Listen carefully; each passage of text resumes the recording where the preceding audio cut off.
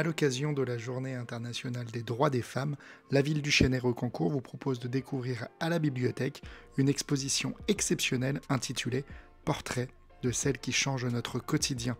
Elle est consacrée à 6 femmes chênay-courtoises inspirantes. À travers une série de photos et de podcasts, découvrez leurs histoires et leurs réussites.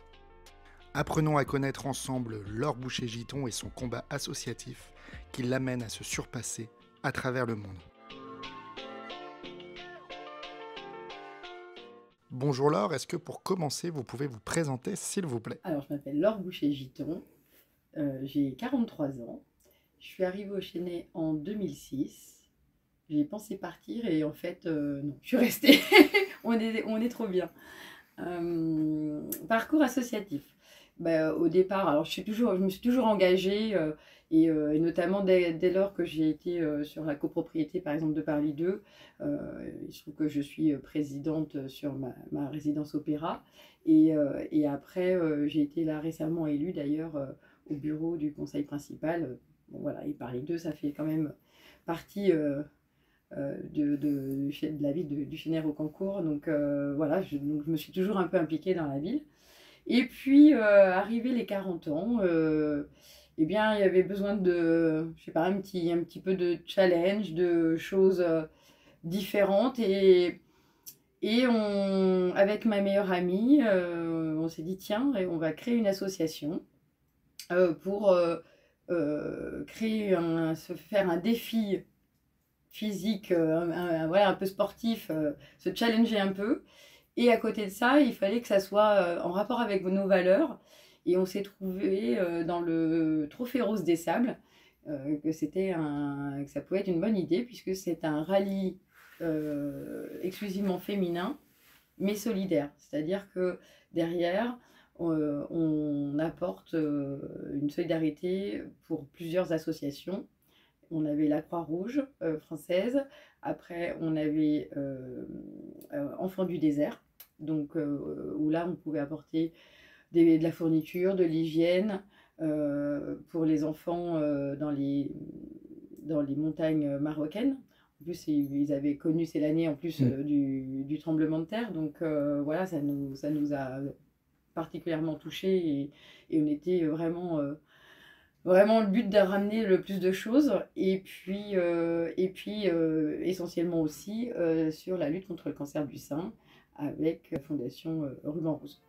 Dans votre parcours associatif, quelles sont les valeurs que vous essayez de véhiculer et de transmettre?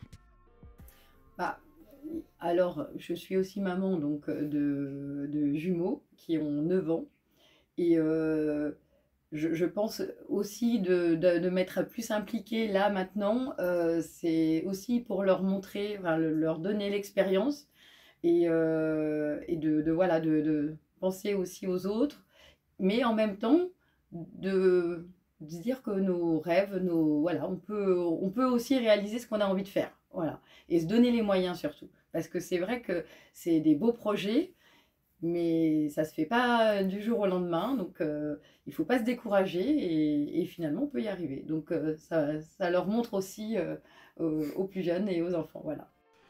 Est-ce que dans votre parcours et dans vos différentes actions, vous avez rencontré des difficultés parce que vous étiez une femme?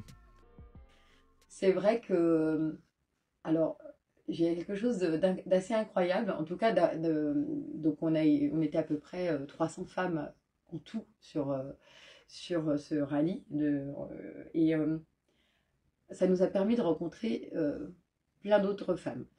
Et c'est là où on se rend compte qu'on n'a pas toute la même vie, et pour certaines femmes, c'était vraiment enfin, je dis pas que c'était pas incroyable pour nous, mais on l'a vécu. Enfin, je pense que chacune des femmes présentes sur place l'ont vécu différemment. Et il y a des femmes mais qui partaient de loin. Il y a des femmes qui étaient malades justement du cancer. Enfin, franchement, je sais même pas dans quelles conditions elles ont réussi à se transcender pour faire ce rallye. Il y a des femmes qui ont souffert, enfin voilà, qui ont malheureusement été victimes de violences, de choses.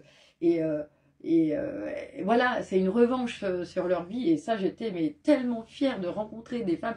Mais le soir, Si vous saviez le nombre de fois où on a pu pleurer entre nous en se disant mais pourquoi on s'est laissé faire, ou on a pu...